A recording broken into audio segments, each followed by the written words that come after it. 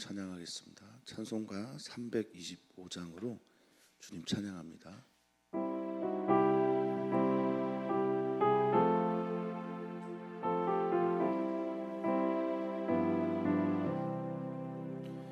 예수가 함께 계시니 시험이 오나 겁없네.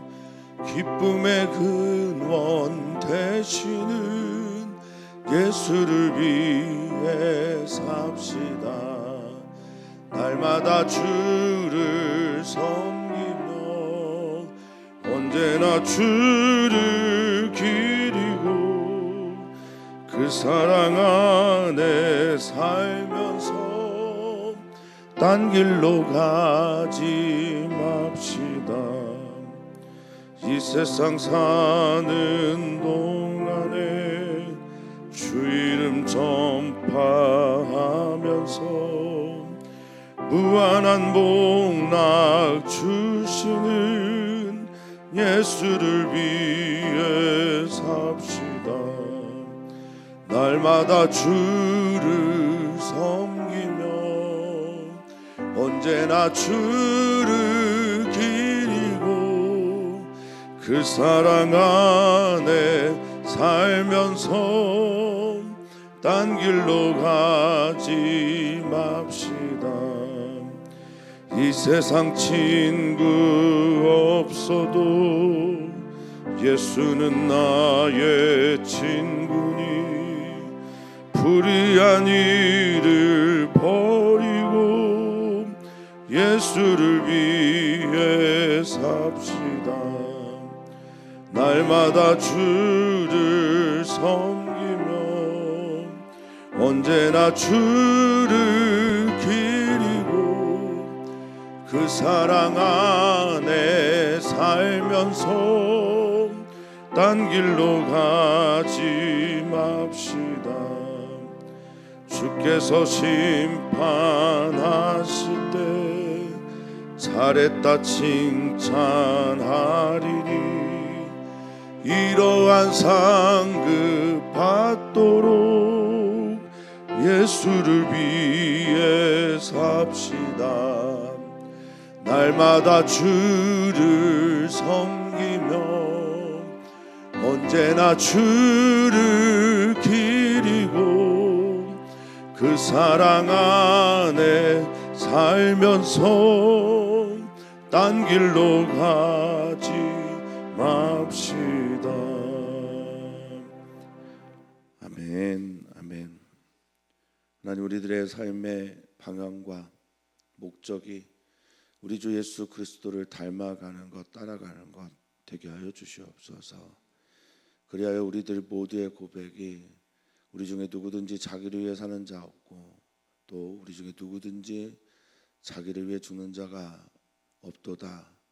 우리가 살아도 주를 위하여 살고 죽어도 주를 위하여 죽나니 사나 죽으나 우리가 다 주의 것입니다 라고 고백하며 하루를 시작하게 하옵소서. 그리하여 우리가 선택하고 결정하는 모든 순간에 나보다 주님을 더 앞세울 수 있는 믿음을 주시고 내가 결정하는 것보다 더 나은 선택과 결정을 하시는 주님 앞에서 믿음으로 주의 길을 걸어갈 수 있는 우리 모두가 되게 해 주시옵소서. 때로는 주님께서 우리에게 들려주시고 때로는 우리에게 보여주심으로 믿음으로 살게 하시는 우리 주님을 찬양합니다. 오늘도 주님 앞에서 믿음으로 승리의 삶을 살아가는 우리 모든 교우들 되게 하여 주시옵소서. 감사하며 예수님의 이름으로 기도하옵나이다. 아멘. 하나님 말씀 함께 봅니다. 하나님 말씀 스가랴서 2장 1절에서 13절까지 말씀입니다. 우리 함께 읽겠습니다. 내가 또 눈을 들어본즉 한 사람이 측량줄을 그의 손에 잡았기로 뇌가 어디로 가느냐 물은즉 그가 내게 대답하되 예루살렘을 측량하여 그 너비와 길이를 보고자 하노라 하고 말할 때 내게 말하는 천사는 나가고 다른 천사가 나와서 그를 맞으며 이르되 너는 달려가서 그 소년에게 말하여 이르기를 예루살렘은 그 가운데 사람과 가축이 많으므로 성곽 없는 성읍이 될 것이라 하라.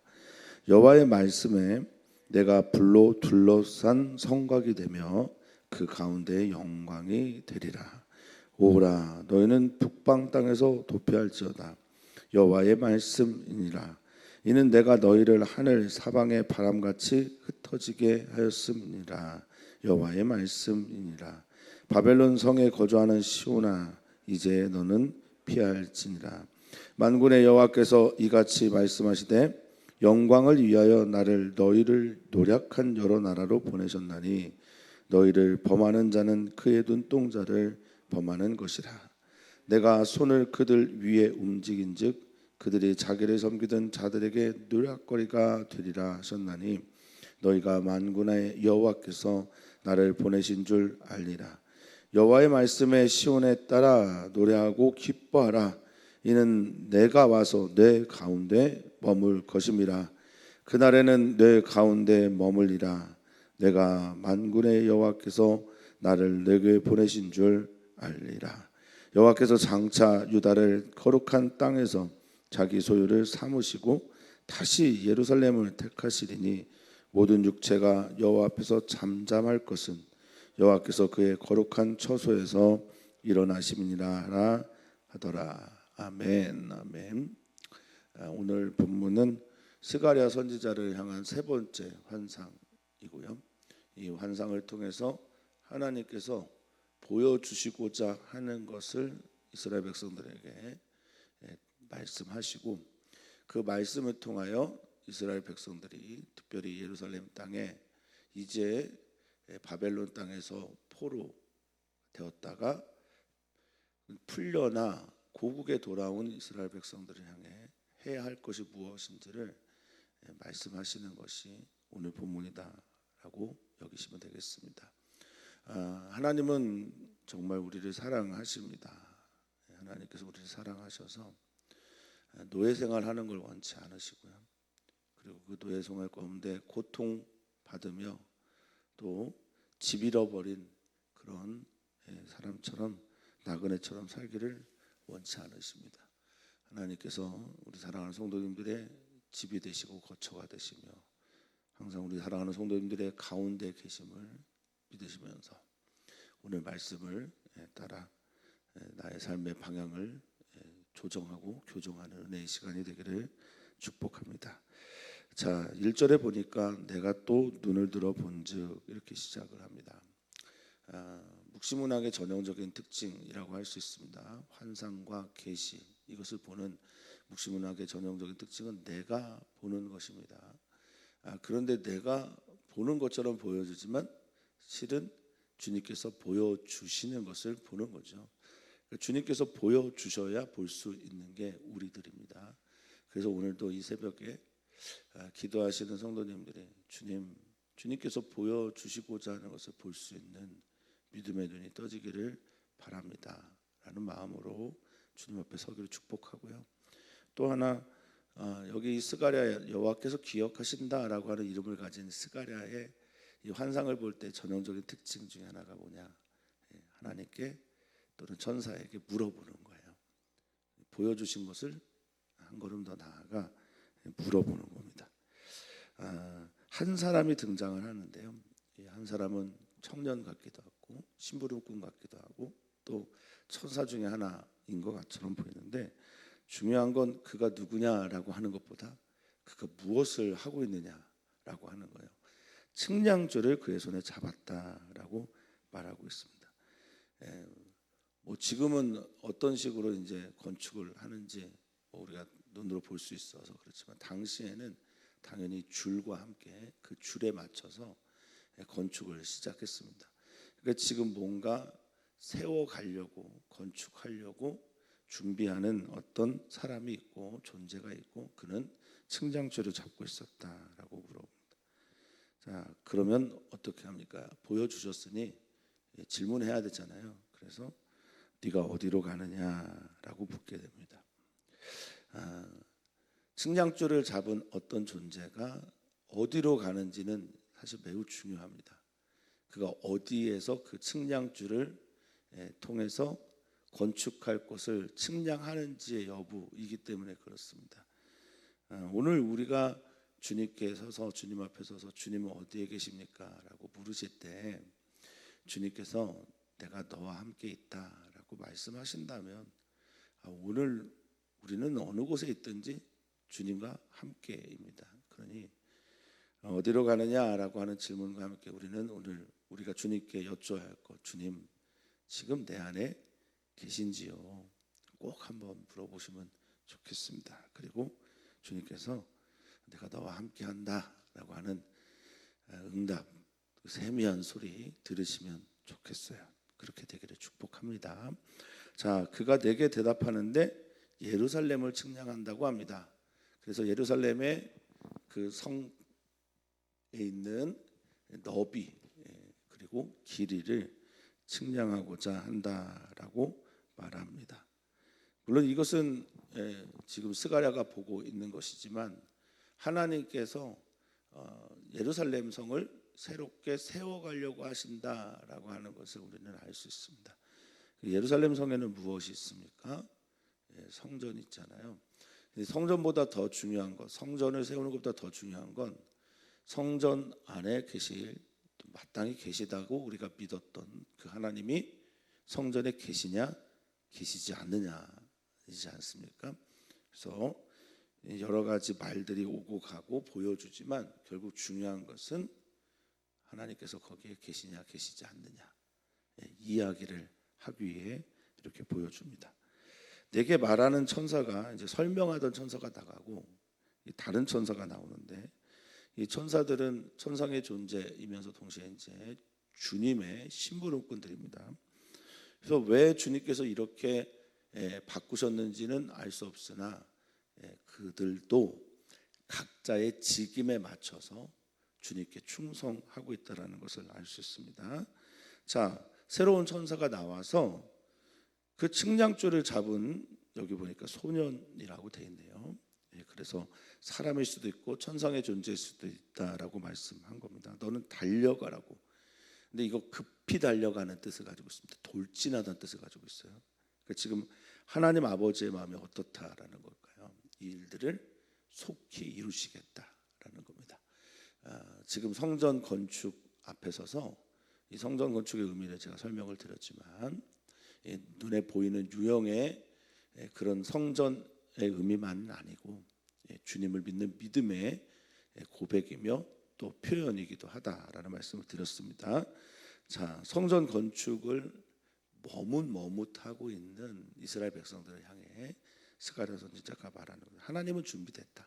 하나님은 이 일을 지금 빨리 이루고 계시다. 준비하고 계시다라고 말하는 거죠. 달려가서 소년에게 말합니다. 예루살렘은 그 가운데 사람과 가축이 많으므로 사람과 가축이 너무나 풍성하기 때문에 이거는 복을 받아서 엄청나게 증가해서 많아진 상태를 말합니다. 그래서 엄청나게 많아지기 때문에 성곽 없는 성읍이 될 것이다 이렇게 말합니다. 성곽은 이제 성벽이잖아요. 성벽이 없으면 어떻게 되는 거예요? 보호를 못 받는 것인데 이제 학자들마다 의견이 많은데 너무나 많아서 담벼락을 세울 수가 없을 정도로 많은 거예요. 그러니까 예루살렘 성읍이 예전에 측량됐던 것보다 더 넘치니까 그것 때문에 성곽이 없는 성읍이 될 거다. 엄청난 복이죠. 또 하나는 담벼락은 항상 여기까지가 내 땅이야 라고 하는 걸 의미하잖아요. 경계선을 말하지 않습니까? 그러면 담벼락이 없다라는 건 뭡니까? 이웃과 완전히 평화로운 상태라는 거죠. 아니면 이웃을 완전히 점령했던지 이 둘 중에 하나의 상태입니다. 그러니까 즉 평화의 상태를 말하는 겁니다. 우리 사랑하는 성도님들의 삶에서 성도님들이 가지고 있는 모든 소유와 삶이 지경이 넓어지는 은혜가 있기를 종종 기도하는데요. 그 지경이 넓어지는 그 복 중에 하나는 옆에 있는 사람들과 평화 상태를 누리면서 그렇게 살아가는 겁니다. 뭐 여기서 가까운데 북한이 있고 북한과 우리의 상태가 평화가 아니니까 우리는 항상 이 경계선 아래 머물러 있는 거예요. 그럴 수밖에 없지 않습니까? 마치 땅은 연결되어 있는데 섬과도 똑같은 모습이 우리들의, 넘어가려면 비행기나 배를 타고 가야 되는 거니까 이건 섬과 다를 바가 없는 거죠. 자, 어쨌든 이 성곽 없는 성읍이 될 것이다 라고 하면서 그럼 누가 우리를 지켜요? 누가 우리를 보호합니까? 라고 할 때 하나님께서 이렇게 말씀하십니다. 사랑하는 성도님들의 삶에, 가정에, 일터에 계신 모든 곳의 중심에 우리 주님이 이렇게 계셨으면 좋겠어요. 그럼 성곽은 뭐냐? 5절에 보니까 여호와의 말씀에 내가 불로 둘러싼 성곽이 되겠다라고 약속하시고 그 가운데서 내가 영광이 될 것이다라고 선언하고 계십니다. 예루살렘 성읍을 측량줄로 잴 필요가 없는 이유는, 또 성벽이 필요가 없는 그 가장 큰 이유는 하나님께서 지켜주시기 때문에 평화요, 하나님께서 지켜주시고 보호하시기 때문에 인간이 만든 성곽보다 훨씬 더 안전한 성곽이 될 것이다 라고 말씀하시는 겁니다. 하나님께서 불로 둘러싸게 하신다. 그 이웃과 주변을 하나님께서 불로 막아주신다라는 겁니다. 또한 그 가운데서 영광이 된다라고 하는 이 카보드라고 하는 영광은 언제나 임재를 상징하잖아요. 하나님께서 항상 그 가운데 계신 임재가 있을 것이다 라고 선언하고 계신 겁니다. 우리 사랑하는 성도님들의 육체, 몸이 하나님이 거하시는 거룩한 성전이 되시기를 진심으로 축복합니다. 성도님들의 주변의 모든 것들을 하나님께서 지켜주시기를, 보호하시기를 축원하고, 또한 우리들의 삶의 중심에, 우리들의 마음 한가운데 하나님이 그 가운데 머물고 계시기를 간절히 소망해 봅니다. 임재하시고 나타나시고 드러나신, 임재하신 그곳에서 나오는 이야기는 뭐냐? 뭐라고 해야 되는지는 모르겠으나 하나님이 임재하고 있는 이들의 특징은 말씀이 샘솟아요. 그러니까 하나님이 임재하셔서 뭐 하겠다는 겁니까? 말씀하시는 거예요. 말씀하시면 우리는 그것에 순종하면 되는 겁니다. 자, 그러면서 이제 선지자의 말이, 외침이 나옵니다. 오라 너희는 북방 땅에서 도피해라. 그러니까 북방 땅은 이 갈대아 지역이죠. 그러면 북방 땅에 뭐가 있냐?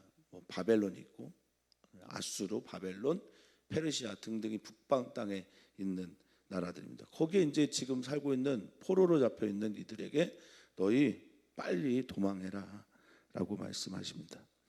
내가 너희를 하늘 사방에 바람같이 흩어지게 하였다. 예전에 그들을 바벨론 땅에 흩어지게 하였습니다.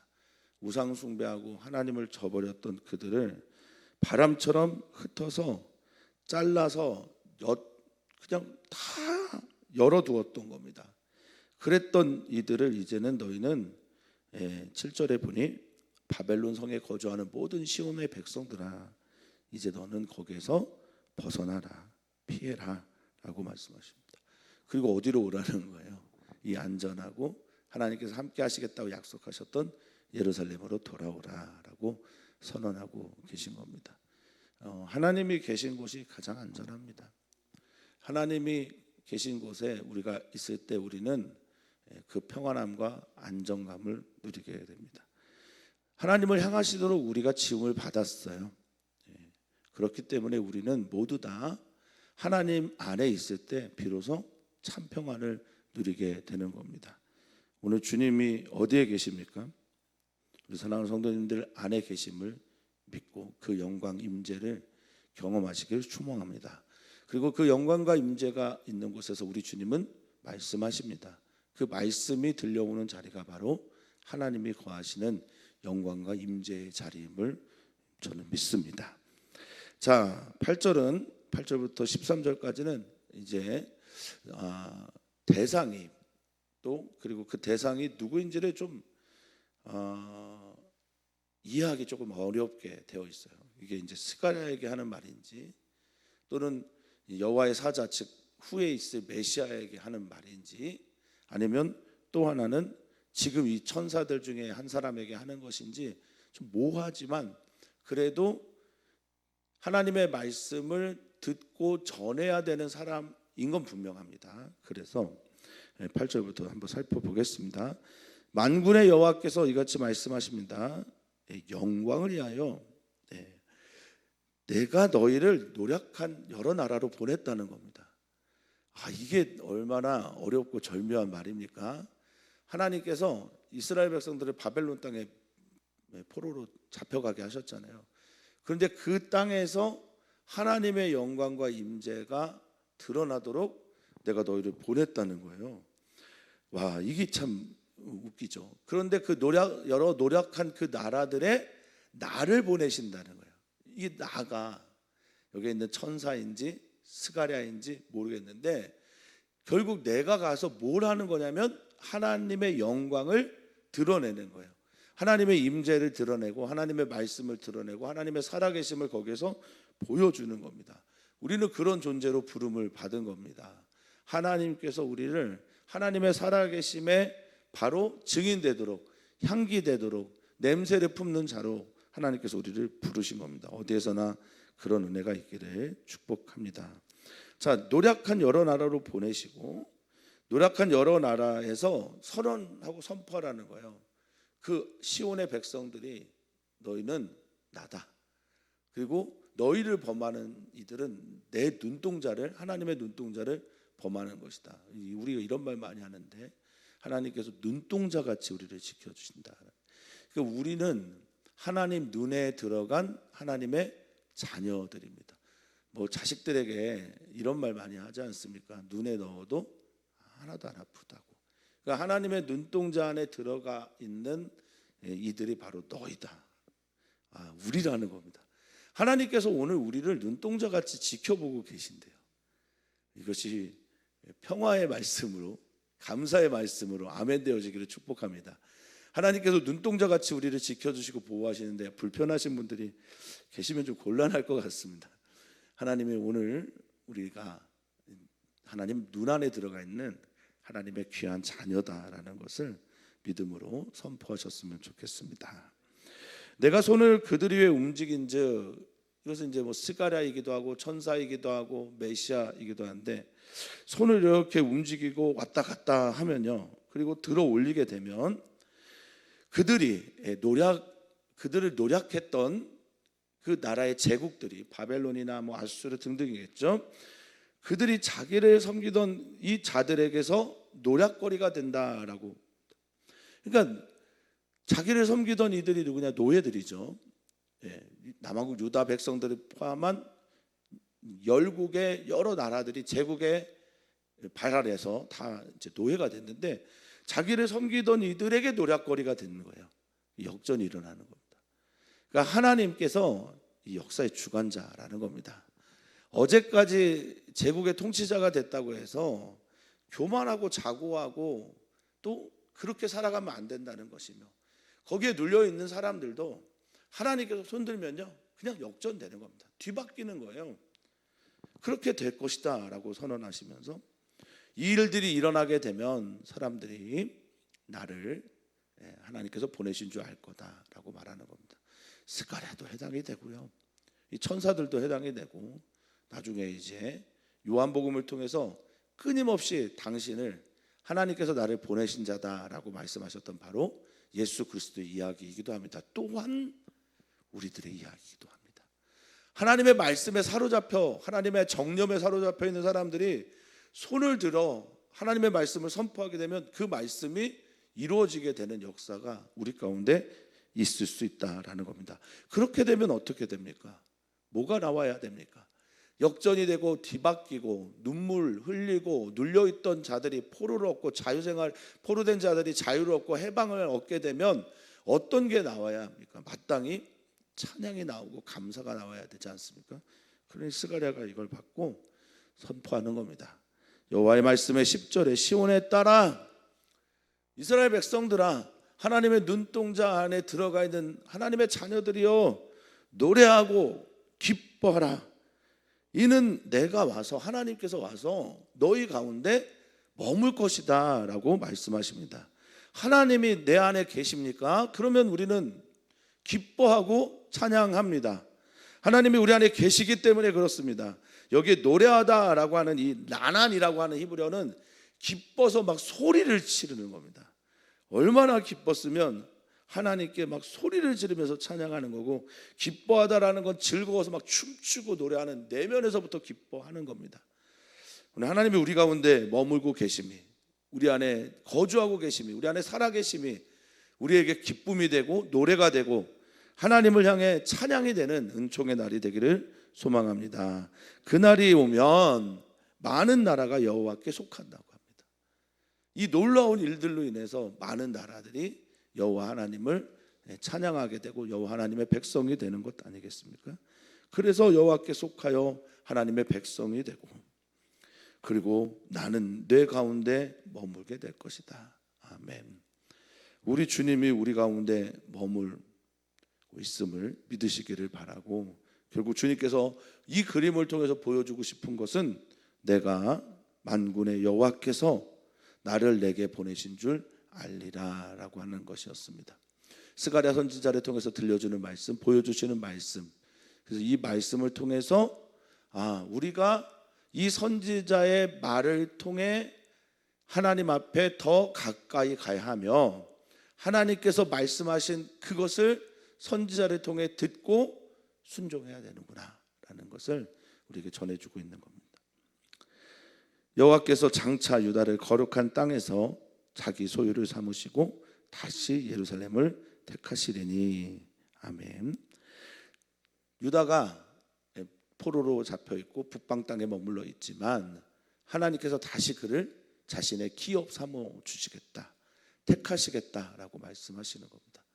이 먼저 돼야 될 것이 있습니다. 이건 미래에 대한 약속이고 먼저 돼야 될 것이 있는데, 스가랴서의 전체적으로 방향은 성전 건축해라, 예루살렘 안에 성전을 세워라, 네가 성전이 되어라 라는 것입니다.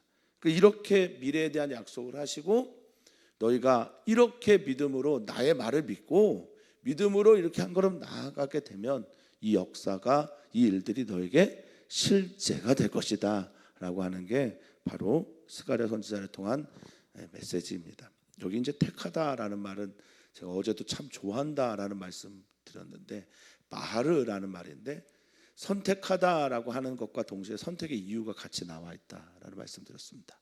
선택하신 이유는 사랑하시기 때문입니다. 우리를 선민으로, 우리를 하나님의 자녀로 부르신 것은 사랑하시는 것 외에 다른 이유가 없죠. 그러니까 그들을 향한 하나님의 사랑을 보여주겠다라고 말하는 거고요.